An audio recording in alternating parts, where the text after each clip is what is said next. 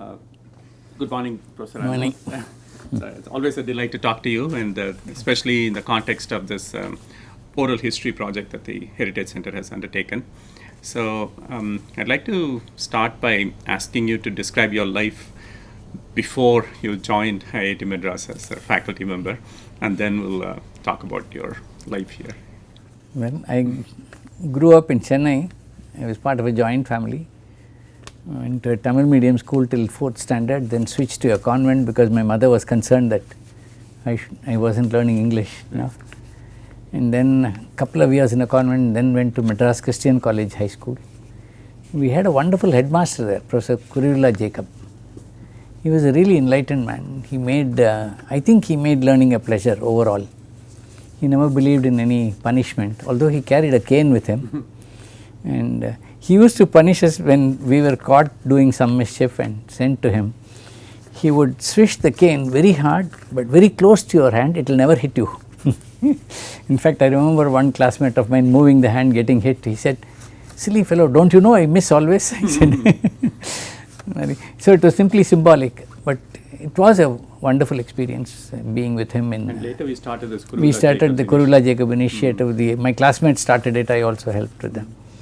And so that was a good experience. Then I was in Vivekananda College for 1 year. That was also a wonderful experience. The teachers were very good, uniformly good. Although at least half of them didn't know how to keep discipline in class. We were 120 students, many of them who made noise. But I think they were remarkable in the sense their concentration on the subject was so much that they didn't even notice that the students made noise. So we had really good teachers in Vivekananda. Then I joined AC College of Technology. That's because back then IIT Madras was not. No, actually I applied. I got a letter for saying I hadn't paid the postal order. My postal order didn't reach them, so I can't write the JEE. And it was no big deal because in those days the other colleges were as good. The state universities were run very well. AC College had probably a better chemical engineering department at that time than anybody else here in the south. So there was no this thing at all. So I joined AC College. I had a very nice time, 5 years there. And Dr. Ladda was the director of AC College. He was a very serious man, but it turned out that he had a sense of humor once you penetrated the initial layer. But he kept a very serious face. In those days, I think many faculty did that. Because they didn't want, the expression was, if you give them little space, they will climb on your shoulders. So essentially they were very strict, but they were very nice, they were very focused. And Professor Ladda was very clear that while he was director, administration will not consume his whole time. So the registrar will turn up between 2 and 3 for signing any paper. If he came before 2, he would be shouted at. If he came after 3, he would be shouted at. Professor Ladda said the rest of it was his research time, he can't interfere. But those were days when people listened to older people. So I think in that sense the administration was easier. Then after I finished, I went to University of Florida. Those days, I mean, we didn't know anything about the US. I got a first rank here, but I wasn't sure that I was clever enough to do well in graduate school. I didn't know anything about it. And only Florida offered scholarship. So I went to University of Florida, but they had in that year they got a Center of Excellence grant. In those days it was $500,000 and it was a huge amount of money. So they had a lot of good people, and I had quite a few young faculty who were very good. One of them was Keith Gubbins, and I worked with him. I worked on molecular theory. When I finished, I came back. I wanted to come back. I applied to all the IITs. I got no answer from any of them. March 1971, I wrote a letter saying I am likely to finish in 1 year. I am interested in a faculty position. Then out of the blue in March 72, I got a letter from IIT Madras, the first IIT to reply, and they offered me an assistant professor position. It turns out that Dr. Ramchandran, who was then the director, had come to the US for recruitment, and about 19 of us in the US, he spoke to people whose names we had given as references. I didn't know about it till much later. Then he made the offer directly as assistant professor. In those days it was very hard to get assistant professor. We were very lucky because if you became lecturer, it took 8 to 10 years to become assistant professor. And that was the rule, but we were 19 of us were lucky, but I think out of 19 only 2 or 3 stayed. The rest left almost immediately. I think what people don't realize these days is that in those days the money was a very severe constraint. I would say up to about 90, in fact 99 when Natarajan was director, the budgets were still very small.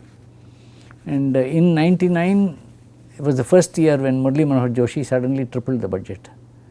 And after that we have been comparatively very comfortable as far as budget goes. So, but I joined as an assistant professor. Initially I didn't understand, there was some slight hostility, I think understandable hostility, because people didn't understand why these young fellows were given assistant professors posts. But I was very clear that I had to be friendly with colleagues in order to stay in an institute, and within 6 months most of them were very friendly, they were very helpful. Professor Gopichand was head of the department and he was a very liberal person. He let you do, he was sort of whatever you wanted to do, as long as it was not anything illegal, he would say yes. And in those days the registrars were very strong, or at least appeared to be very strong. And of course I had a run in with a couple of them in those days. But Professor Gopichand called the registrar and said, he is a young man, he is very enthusiastic, he is a very good faculty member here, so you shouldn't trouble him. But he would say it very nicely, and that made a difference. Then the registrar softened a bit and so on. So overall I think he made life much easier, but the colleagues also after 6 months, the first 6 months you could feel a slight hostility all the time, but after 6 months, I think that is true of IIT Madras, it does not take to newcomers very well, but within a few months everybody seems to settle into a comfortable slot with them, and then they are very helpful. So this was true, but by and large I think IIT Madras was considered and was a very conservative organization. I think the difference was because of the first directors in various places, and in particular Kanpur had Kelkar as the director, who was a very, very liberal man, and I think that made a difference to the starting of Kanpur. Also their hiring, they hired faculty more autonomously than in some senses the way we did it. I mean all the other IITs were more conservative in this regard. I think the advantage there was that Kanpur was connected to the US through a consortium of universities, including MIT, whereas we were all the others were connected to the countries that helped them through the Ministry of Education, and that made a difference to the whole attitude. But I think we also had an interface through University of We had, but the universities were referred to us by, see after about 10 years we got to know the Germans well enough, then we could practically tell them what we wanted. Sure. Professor Wittig I think was the first one, 73 or something he came, 1 year after I joined. I was never in the picture because I was too low in the hierarchy, but I heard stories, and Professor Wittig said, you guys have reached a level of maturity and we should be able to deal directly with the Technische Hochschule. So then we had a very good interface with the Germans. Before that many of the Germans who came were not academically the best, but they were still very, very committed people. We had a few people in chemical engineering also, they were very committed people, but I would not say they were academically the best. I mean later on when we got to know the Technische Hochschule, we knew that the best people did not come. After that, after 73, after Wittig's visit, a lot of these people came from the best schools, and they came for short visits, which is what you would expect of a faculty member who is busy there. But those short visits were very useful. But overall I think the German connection had also many plus points. I found the discipline, the level of discipline in IIT Madras was better than anywhere else, and secondly there was this sincerity, the commitment, and this thing. If you said something you did it. I think the Germans, we were naturally also that way, but they emphasized that so much that it became, and the workshop again was very different, but the Germans were able to run it with discipline because they were able to convince people that it was with something very useful. So I think there were some thing, and after all we are all young institutions, even now we are only 70 years old. So I think like the solution to a differential equation, the dependence on the initial condition is very strong. So there is still a thing, although we have changed considerably in the last maybe 30 years. Speaking of differential equations, I was a student here from 76 to 81, and I remember taking fluid mechanics and thermodynamics with you, and so did you enjoy teaching those courses, particularly to IIT students? How was the experience? I think I enjoyed teaching all the time. I'm sort of, naturally liked students, and that helps because students then like you reciprocally. And in fact, I was also warned that these students are very intelligent, but they will take advantage if you allow them. If you give them an inch, they will take a large amount of space. But my experience has never been that. In 40 years of teaching in IIT, only 2 students crossed the line where I thought they had, and I could tick them off immediately. But otherwise they do not. But I think the big advantage I had was that I was much younger than most of the other faculty. So, and I was able to talk to the students much more. Yeah, I remember back then all the students wanted to do their projects with you, and they all wanted your recolleters to go abroad. No, I had more contacts in the US than most people.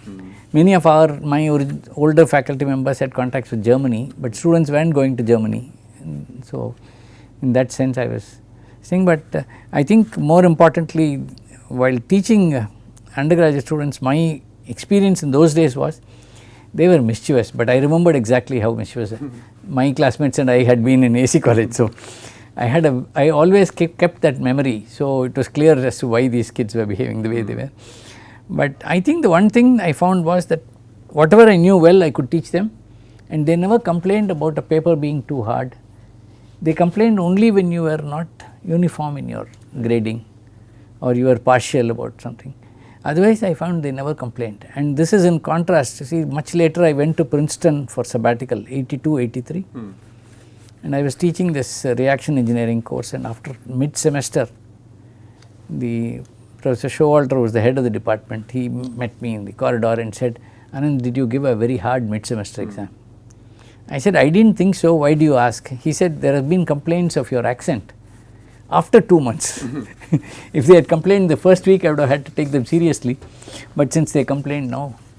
And it turned out, then I spoke to the class and said, "What's your problem?" They said, "You taught 5 hours of polymer reaction engineering, didn't ask a single question in class, in the exam." And our kids never did that to me. Yeah. So, I think in a sense, the undergraduates were very demanding. And they felt they judged you. Right. And they asked you why you didn't ask a question in this. I said, I thought that was my right. Yeah, I remember you used, I think you're probably one of the first faculty to offer take-home exams, and Take home didn't work though. Take home, I got too many copies of the same. But open book exam, yeah, I was probably the first to give an open book exam. I think I've never given anything except an open book exam. And I remember the very first batch, I gave an open book exam and they all brought mini books. But I had told them the main book was Smith and Van Ness in thermodynamics, and so this kid brought Smith and Van Ness. He looked at the question paper, I was invigilating, he looked at me and said, "What page?" And I said 113, just spontaneously. And so this kid opened 113, it so happened there was a worked example there, so he copied it and he got a 0. So he came and complained to me, "I asked you the page number, you gave the page number." I said, "This is a free country, I will give any page number I want." After that, they never asked me a question in the exams. But I think they got used to open book exams. They realized that open book exams are no easier than closed book exams. So you over your 4 decades of teaching, have you seen a change in the students' composition and makeup? Well, there is a change, but there is also a change in me. So I think I would say the big change, my perception occurred really in 85, 86 when we switched from 5-year to 4-year. There was some immediate change in the attitude of the students. The 5-year students, I think, felt there was a lot of time, and so they were much more relaxed. At least for 4 years, 3 to 4 years, they enjoyed themselves. And after the 4-year batches came, they seemed to think that they had to rush through everything. And secondly, I mean, there is always a fraction of students who are an absolute pleasure to teach. That fraction remains, and when you go into class, you try to find those 4 or 5 faces that show the before and after look. I mean, when they understand something, they will smile broadly. I think that is important for any teacher, and that 4 or 5 always remained. But I think the fraction of students who wanted marks but who weren't willing to work very hard, that increased. Right.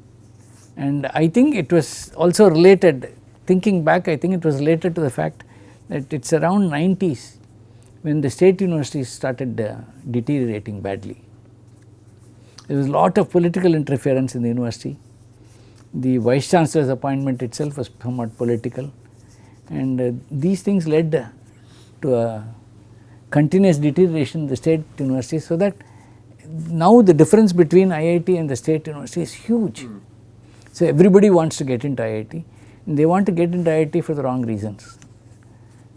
I would not say all, but there is a small fraction that certainly gets in for the wrong reasons, and they can dilute the atmosphere. See, it is not as if students are always studious. I mean, nobody is.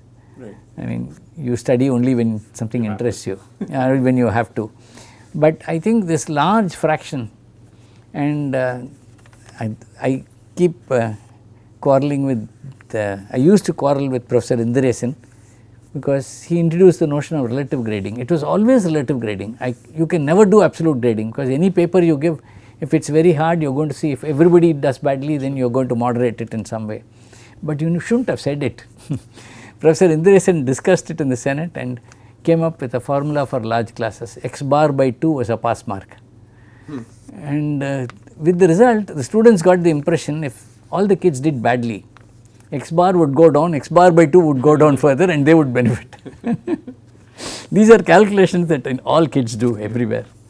I think the mistake was probably in discussing it. Similarly, the other mistake historically, and this is not to blame the people involved. I mean, Professor Indiresan was very interested in students. In fact, he was very, very popular. And Professor Srinath had a long discussion on attendance.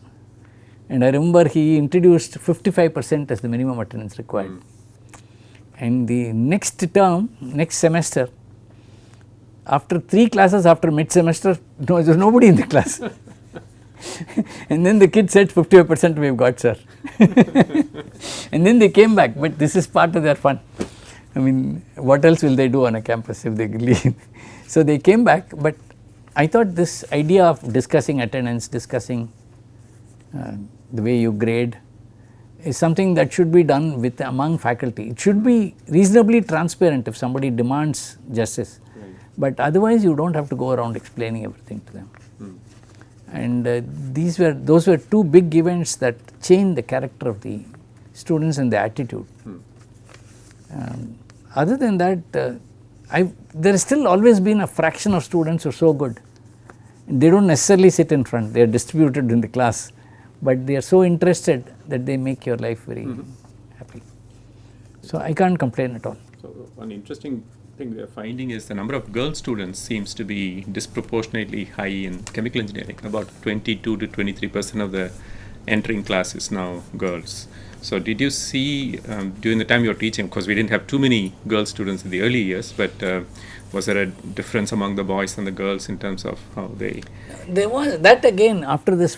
I mean, I am not connecting the two, but around the time when 5-year to 4-year batch, after that the communication between the boys and the girls seemed to decrease for some reason.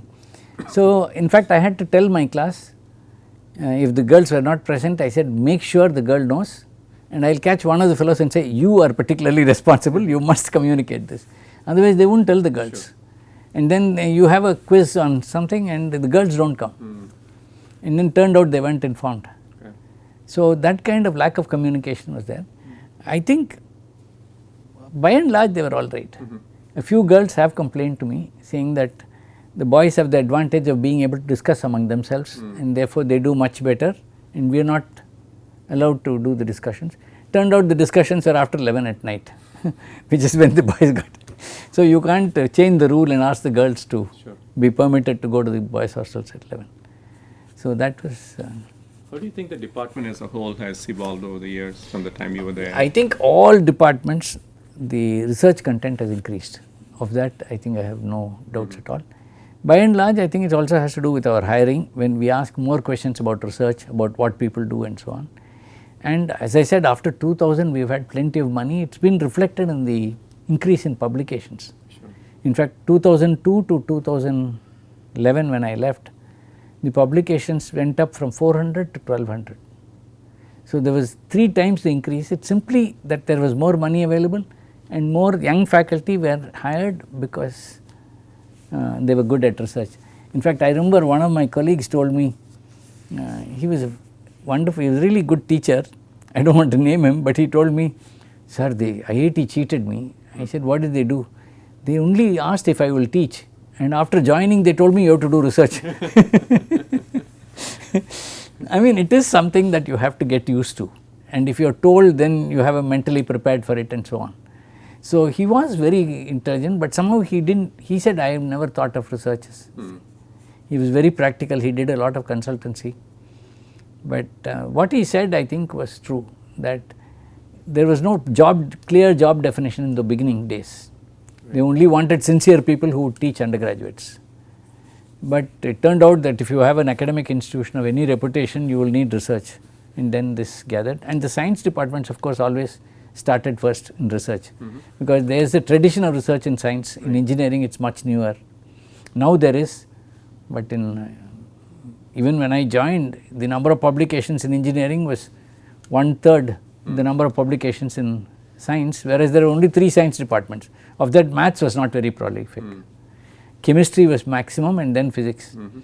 So I think this notion that you need to do research in order to just make a claim for your reputation and all that came much later.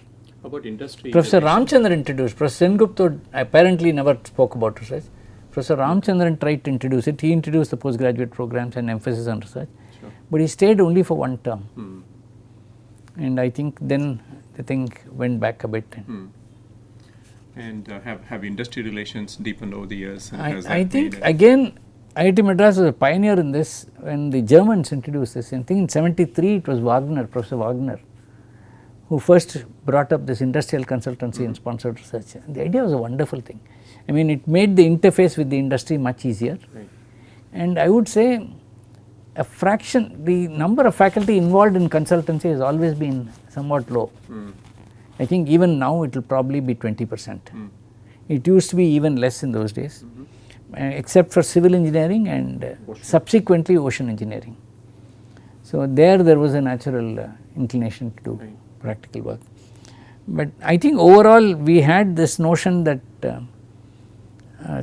we had 4 obligations in IIT: teaching, research, industrial consultancy, and improving technical education in the country. That last thing we had not done very well.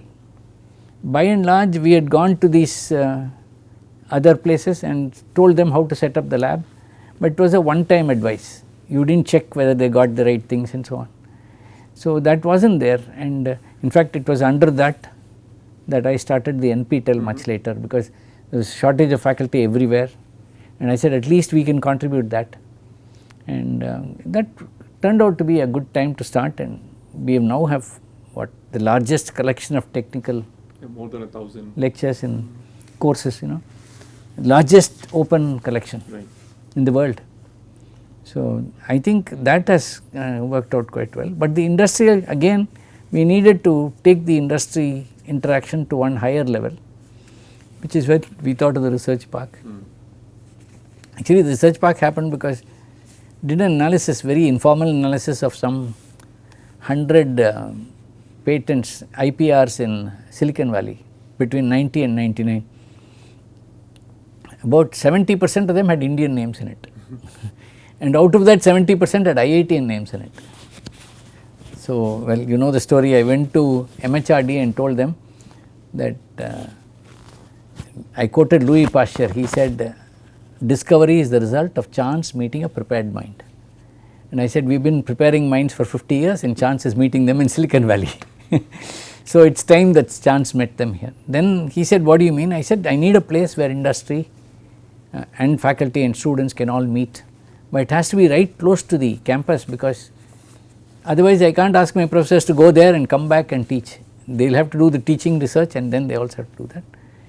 And fortunately for us, in 99 they closed down the, 98 they closed down the MGR Film City, which was 40 acres of land just across the road. So I urged Professor Natarajan one day to write to the state government asking for land for starting a research park. We had no idea what the research park was at that time. Then we worked out things and said, and then apparently Ashok Jhunjhunwala came to Natarajan the same request. And it was just a coincidence, and Natarajan asked me, did you talk to Ashok? I said no. Then he said he also came and spoke to me about it. I said it's a good time to ask for the land. So we asked for the land and we finally got the land. But the idea of setting up a research park was mainly because of all this creativity that was, on which we were losing money. This innovation that was happening in Silicon Valley, we were the authors and they were the beneficiaries. So in that sense, I think it was an important thing. It so happened that the timing was right, and a lot of people said yes, who could have easily said no. So the chief secretary gave us land for a very nominal sum. I mean, the lease amount is very small, 30 years, and the MHRD had to say yes to start a company, Section 25 company that would, now Section 8 company that can hold shares, and the planning commission said yes. I had done some homework. I had called Montek Singh Ahluwalia twice, and initially the planning commission objected, but I had talked to him when he came for a talk here, and he said it's a wonderful idea. So I called him and he said it's a wonderful idea. I said, but the planning commission is objecting to it. Then he said, look Anant, not all papers come up to me. I said, now it has. And next morning planning commission supported us, and they called me and said, sir, we are all in favor of the research park. So I mean, in various ways. Then the finance secretary, she was also very nice about it. They had never done it before, but she said, okay, we will take a chance. And once we created a Section 8 company, we could take loan, and that loan has also been returned. I think the timing, that's a matter of luck. The timing was just right, and now phase 2 has also been completed. So the research park and NPTEL were the big thing. Actually, I had a policy sort of, MHRD, everybody always complains about MHRD interfering, telling us what to do and so on. My contention to the Senate was that if we do not keep MHRD busy, they will keep us busy. So we should have 2-3 proposals that are very large, that require a lot of permissions, and you must keep on asking them. You see, I sent you the file, what happened to it? So they hesitate to call you and ask you to do this. I think there the Senate should play a role in envisaging where we are going. And that we still do not, because we get so busy with routine. We are still arguing about what has already happened, and we do not seem to plan. And in that sense, the first time we had a strategic plan that told us what future should be like was when Madhav Rao Scindia became the minister, and he asked all the boards of IITs to come up with a strategic plan. It was supposed to be 2010. And our board took it very seriously, Natarajan took it very seriously. He had a gentleman called Ganapati, who was a professor of management. In fact, initially there was a lot of resistance to him, like all things in IIT Madras. Initially when he came, people said, oh, he is a management man, he will talk but he will not do anything. But he did a remarkable job. Muthukrishnan was also in charge. Between the two of them, particularly Ganapati, he conducted 30 workshops with various stakeholders in the campus.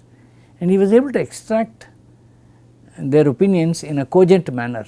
So he came up with a document, because he wrote the document in a very peculiar style, management style. So I took his permission and rewrote it in English.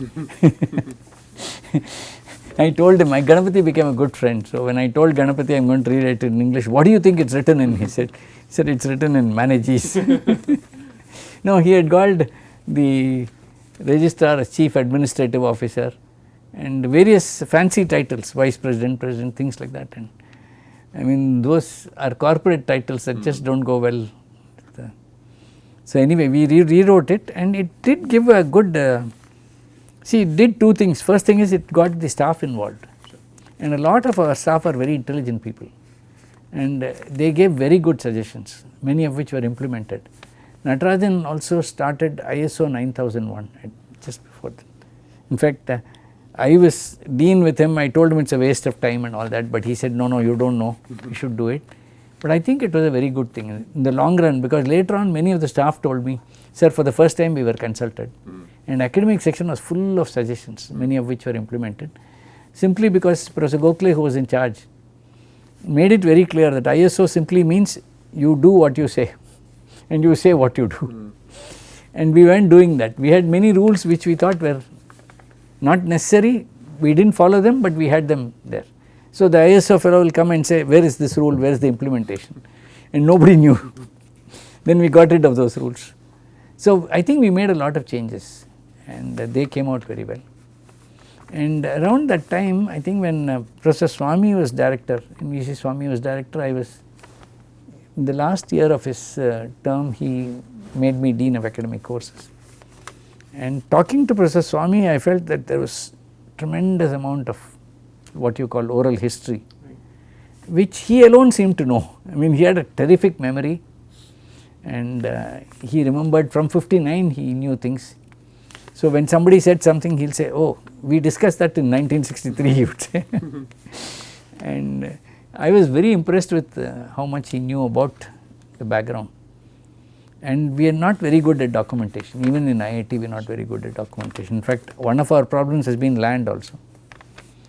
This land, the MGR Film City land plus other land, all of it turned out to have been allotted to IIT in 59. We did not take possession. So, I think these are things that if we had good documentation, it would have helped. It is not just IIT Madras, I think all IITs are guilty of this. We also had problems with the layout, the piping and the wires and all that. I mean, we did not know where the wires were, and when we dug for a plumbing defect, we ended up puncturing the wire. So, these things happen in this thing. Now, I think we have a much better idea. We have done a lot of and I think the alumni were first contacted by Professor Natarajan. In 97 is when he first started his, he said we have to get hold of alumni and relate to them. And I still remember that was the 25th year of the 72 batch. 72 batch, and there were several chemical engineers in that batch. And I knew them, I had not taken classes for them, I had joined and I just knew them. So, they came to me, I was Dean Academic Courses, and they wanted to give money for scholarship.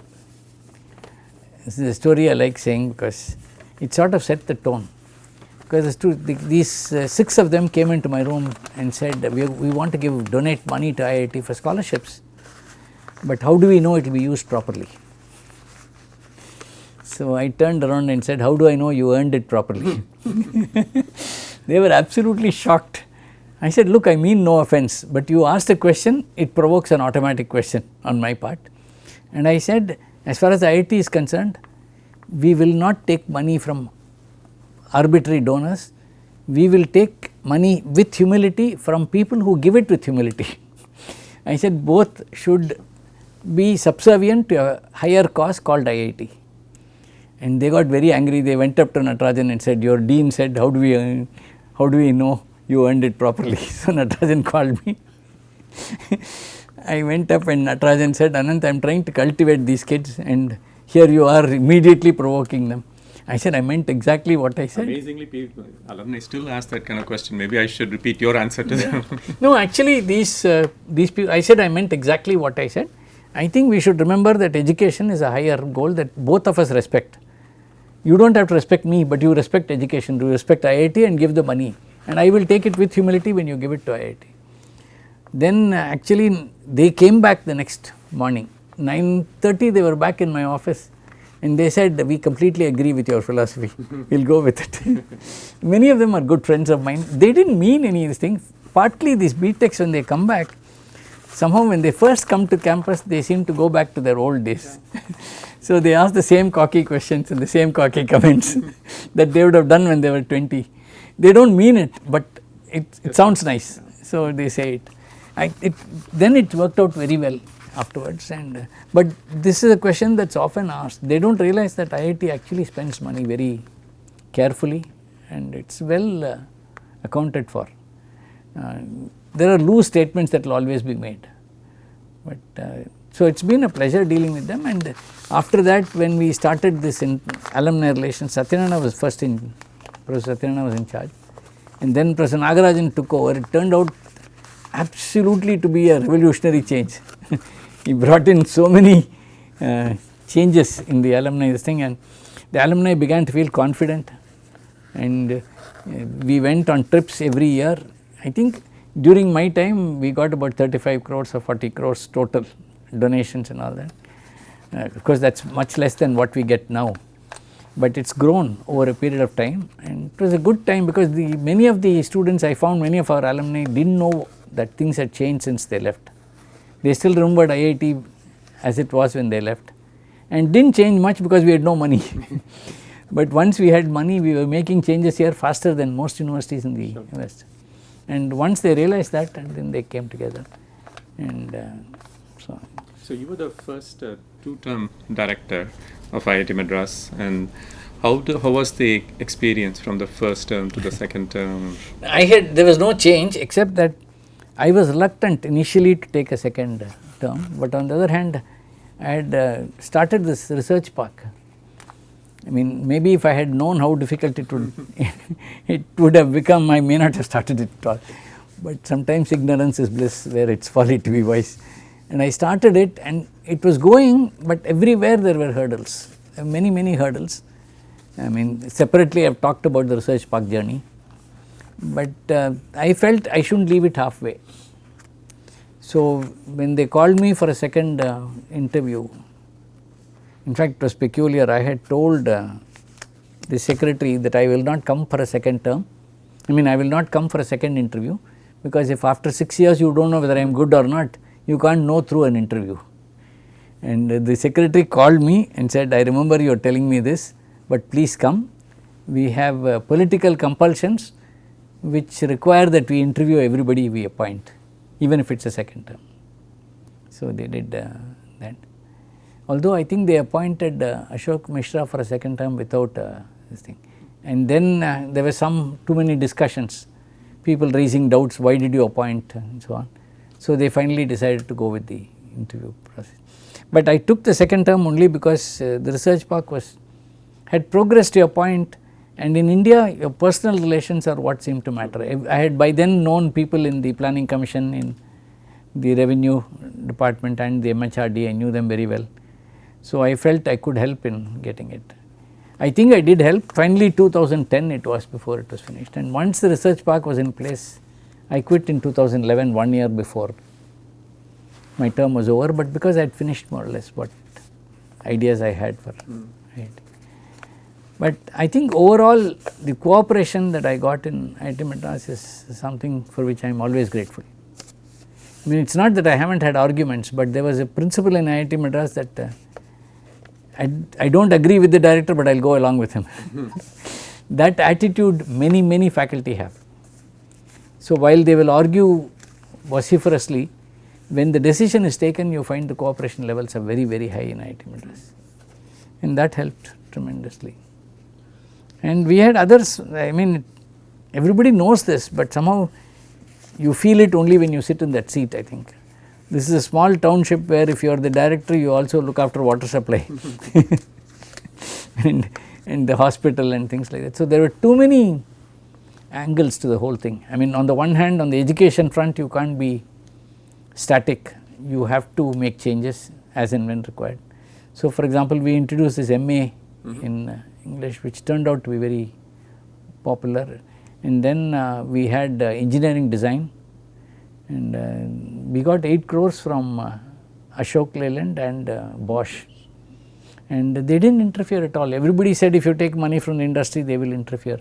I had an advisory committee with members from both the top people in the committee, but they really did not interfere at all. I mean, they will interfere in the sense they will ask you questions, but they have a right to opinion as much as you have, and if you are convinced, you have to argue and convince them. And I found it took time, but they invariably were willing to listen. And I think one of the biggest strengths of the IIT system is the Act of IIT, and that Act has been a source of great strength, but you have to take full advantage of the autonomy that the Act gives you. If you do not study the Act and if you do not assert your autonomy, I think you will lose it. That is something that worries me about the future. In fact, there are occasions when, and I am not blaming the secretary, in his seat I would have done the same thing, but the secretary would say, after we made a decision in the Senate, secretary will say, no, take my advice. I said, when I have 150 professors advising me, why would I take your advice? He said, no, I have a lot of experience. I said, I won't tell you stories about what experience means, but I am not going to take your advice. Besides, you read the Act, you can't interfere with me in academic matters. And then he said, you have read the Act? I said, yes. And then he said, no, okay, I won't read it, but I will take your word for it. So finally he yielded, but they tend to say things, and if you accept, if you do not object right on the spot, then they think it is disobedience. If you go and do it later. So my feeling is we should thrash it out with them, and if there is a quarrel, there is a quarrel, and you have to settle the quarrel by discussion.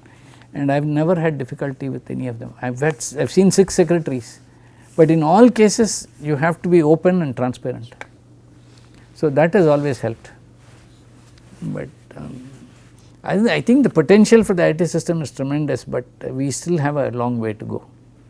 So we had the Golden Jubilee, for example, and it was a good time to recollect, and I made a summary of things that in my opinion we had done right, and summary of things we needed to do. Golden Jubilee 2008, and the research park had not come yet. So at that time I pointed out that we were doing the right things in several things, like the best universities in the US. For example, in hiring of faculty and hiring and getting students, we had a system by which we were getting the best, at least the best we could get of the people who applied. We did a very serious thing, and then we allowed research. Of course, by that time DST had copied the NSF method and all that. So we were essentially exposing the research proposals to market of ideas where the best ones survive. So if your proposal was good, you got funded. So again, that was filtered very nicely. We also realized young faculty, given academic freedom, bring refreshing ideas to the system. I think that is peculiar about the IIT system. The universities are much more hierarchical. They do not have an opportunity to express their ideas. So that was another thing that we were doing right. So in many things we were doing right, but we had not done right in some issues, and I still think some of these issues are open. The first one is that we have very little to show in biomedical research. I mean, while there are spots of excellence, the overall contribution in biomedical terms is much less than, for example, in the US. And the reason is that the US has medicine and engineering in the same campus, we do not. So unless you have a place where doctors and engineers meet constantly, and like I always say over good food, you do not get such fruitful interactions. Most of their best discoveries came from such interactions. So I wanted medicine to be included. Arjun Singh was the minister, and he was very nice about it. In a council meeting I proposed this, and he said, the Act right now says you can give education in engineering, arts and science. He winked at me in the meeting and said, we will add comma medicine, nobody will notice. But unfortunately they noticed, and the health ministry noticed, and when it went to parliament it was turned down. And so that was a very unfortunate thing. The other thing is, I think we ought to have, I know it makes it more difficult to administer, but little higher component of humanities in our education. I think humanities, having humanities education, we scientists and engineers tend to think everything is deterministic. Somehow we think if we do A, there is a causal relationship, we will get B. But society is so complex, and the whole thing, you do not get B, you get B prime, which is very different from B. And to understand that, you need a humanities background. You need to understand that even in science there is a considerable subjectivity in your thing, and that automatically frame of mind comes in if you have humanities, a strong humanities department. We have treated them as service departments, and so they have never really picked up. So I think during my time, and now we have increased the number of humanities faculty considerably. We take more PhD students there, and I am hoping that will strengthen, because if you go to a place like MIT, there is a history department out of which one fellow knows so much about history of science that you wonder whether he is not a scientist. I mean, I met one fellow in Princeton who could discuss Newton's laws and the way they evolved, how they were explained, what Newton himself said. I mean, I did not know any of that. I was amazed at how language had played a role in the overall understanding of physics itself. So do you think having more free electives in the undergraduate curriculum is going to help us in terms of? Yes, but this is a very peculiar thing in India. I think more free electives are required, but you see, there is no point giving electives to people who do not know how to choose. So, simultaneously we have trained the students to learn to choose, and that will happen if society becomes more independent. In society they are very dependent on the parents, so when they come here they are very dependent on you as a faculty member. In fact, in chemical engineering you know that, I mean, when you were students and all that, students will peep into my room and say, should I take linear algebra or partial differential equations? I would say toss a coin and they would be very upset with me. I told them, if you do not know which one, just toss a coin, it does not matter. And I think that idea of being able to choose, there in the West they grow up very independently from the time they are small. They are asked to make choices and so they become. I am not saying one is better than the other, but if you want to use the Western system of electives, you also have to have kids who know how to make the choices and live with the choices. You always make mistakes, I mean I may make mistake, you may make a mistake, but if you are used to making the decision, then you get used to living with that mistake and correcting it.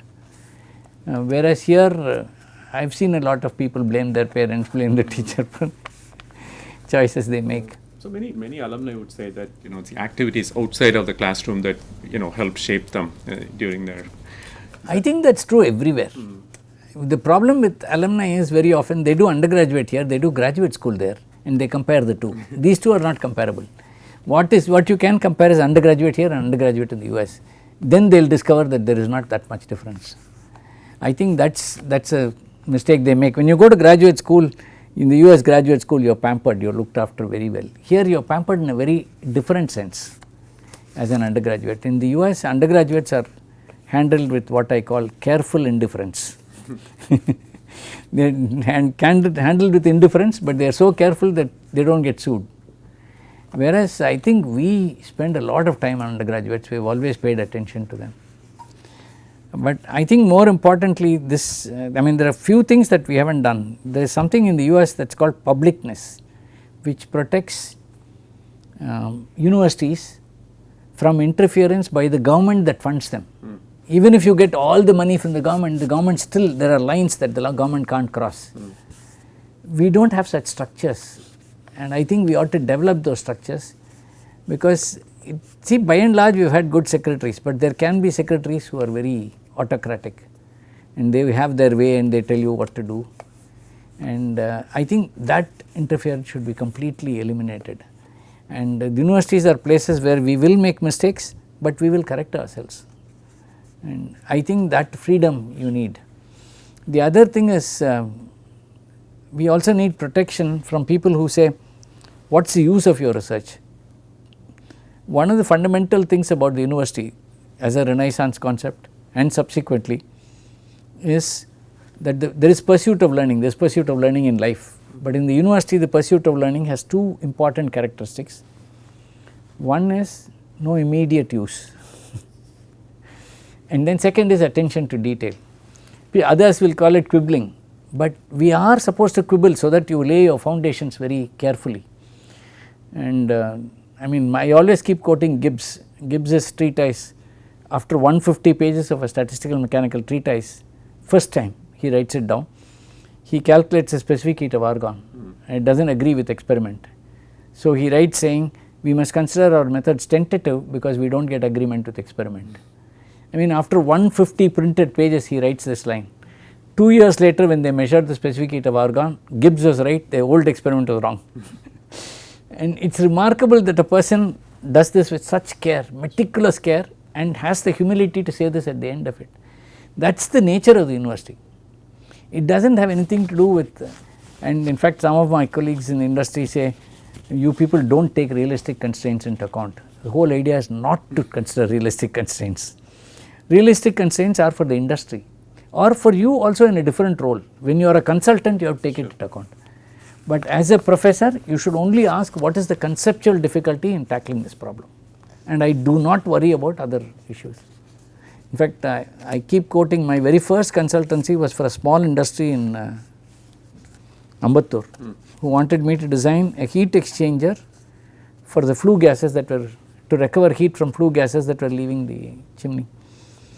This fellow gives me this problem and I was trying to work out an optimal solution for it, when he calls me and says, make sure you use 2-inch pipes. I said, what is the holy this thing about? He said, my neighbor has gone kaput, he is giving away 2-inch pipe practically free. So, that will be the cheapest heat exchangers that I can. Then he told me, don't make it longer than 4 feet, because otherwise I have to lift the ceiling, which will cost me 2 lakhs. So, given these constraints, the solution was only to arrange number of pipes and to arrange them in a, but that is not heat exchanger design. I can't teach this in class, because this was peculiar to this particular situation at that time.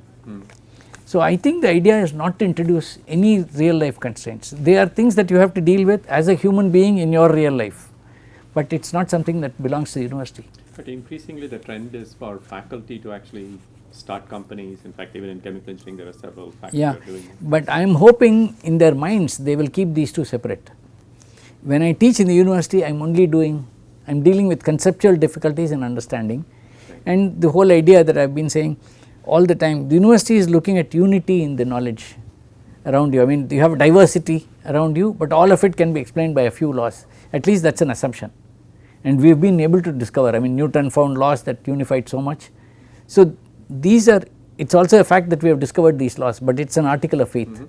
So, that is called an assumption in the Renaissance thinking. The second assumption is that unity can be discovered only by pursuit of social and natural sciences simultaneously. I think they do not realize the importance of humanities. I mean, my favorite story is also about Gibbs's assumption in when he treated isolated systems, that the microscopic states were all equally probable. He made that statement. I suspect, I mean, if he had made other assumptions, he would have got wrong results. He would have gone back, finally arrived at that. But his very first assumption was that, and I think it was influence of Marx. At that time there was communism, there was a notion that God is just, he makes everybody equal and all that. So, this notion would have influenced your thinking, and I do not think it does it explicitly, but it sort of sets the tone for it. I think it is important to be to realize this and to include it. One of the things that I wanted, I mean, I did not achieve any of this, but what I wanted in the humanities department, this is after what Wilson said in Harvard, the biologist.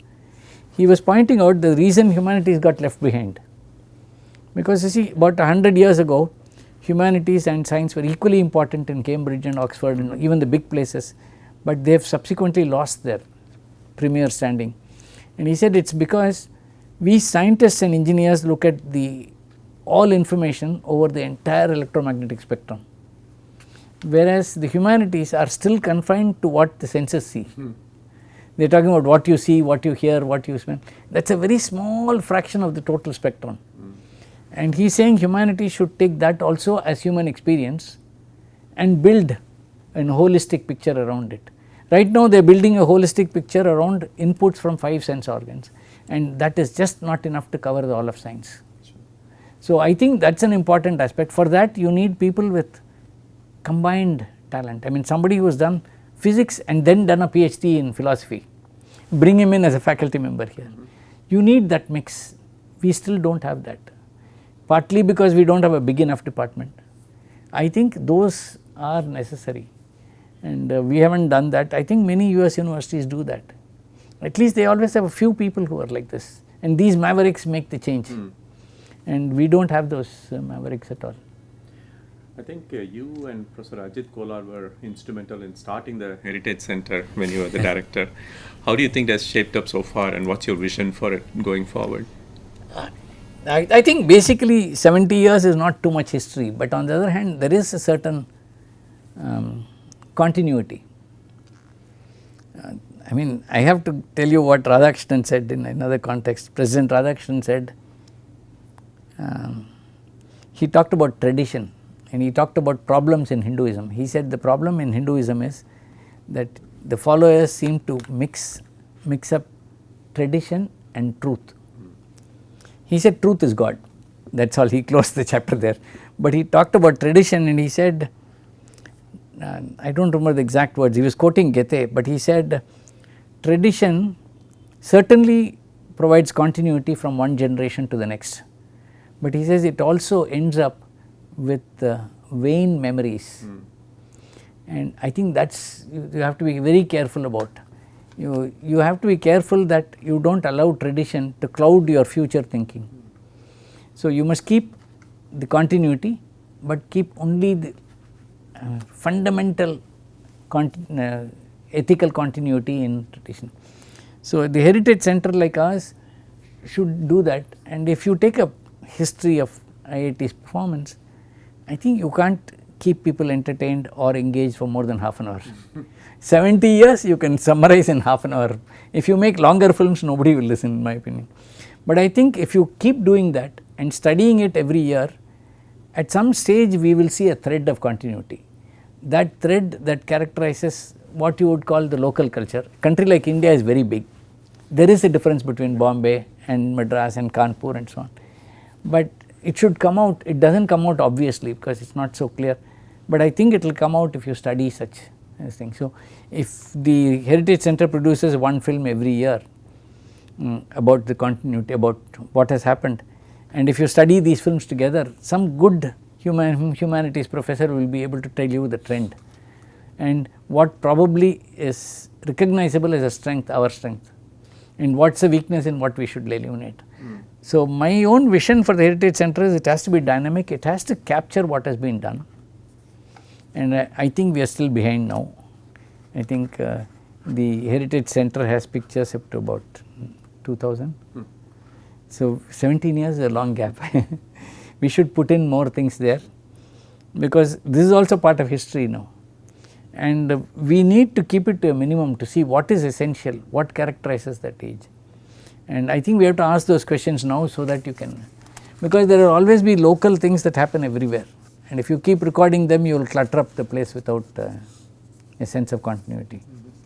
For example, this sports, or for example C5 for example is a wonderful thing, of course your batch provided the support for it, but we started it as a hobby workshop and then it expanded to the C5, it has done very well. I think C5 again has to be rethought from time to time. At the moment it seems to be dominated by all applications that require electronics. I think it should be possible to think of other applications and get them in. And I think we need to do this dynamically. You can't sit on your laurels at all. We do not have enough laurels to sit on. So, I think it has to be continuously thought out, but one of the important things I want to emphasize for the IT system as a whole is I think we have to explain to the ministry, and we do not do this well enough. We do not do two things. One is we do not explain to the ministry that you may say this is obvious, but we need to say this again and again, that research is open ended. They cannot ask us to complete a research project in so much time.